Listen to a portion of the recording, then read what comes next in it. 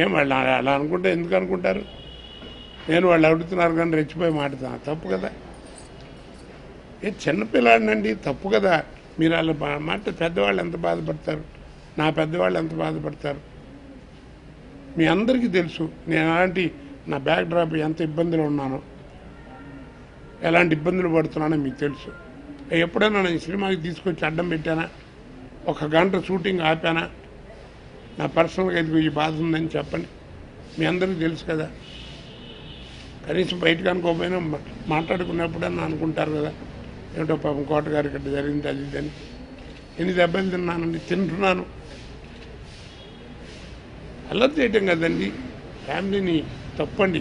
దయించి నేను ఇంతకంటే గట్టిగా చెప్పడం కాదు, నా గురించే కాదు, పెద్దల గురించి కానీ ఎవరి గురించి కానీ దయించి మీ ఛానల్ వాళ్ళు ఆ టీవీలో వచ్చిన అదే ఈటీవీ ఫోన్లో వస్తున్నాయి, యూట్యూబ్ అనే ఏదో చెప్తున్నారు వాళ్ళు. దయించి మీకు మనవి చేసేది ఏమిటంటే ఇలాంటి చెడు ప్రచారాలు చేయకండి.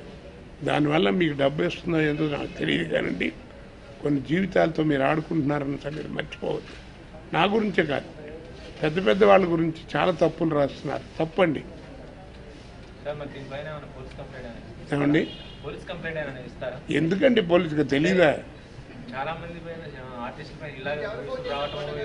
ఏమండి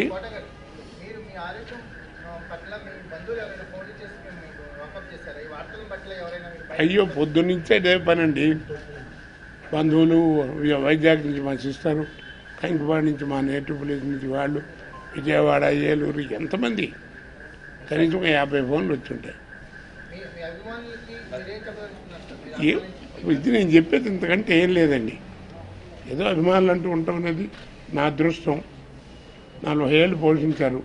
ఇలాంటివి మీ అందరికీ మనవి ఏంటంటే ఇలాంటివి మనసులో పెట్టుకోకుండా నేను శుభ్రంగా చక్కగా మిమ్మల్ని ఆనందింపజేసేట్టుగా నా జీవితం ఉండాలని మనస్ఫూర్తిగా కోరుకోండి.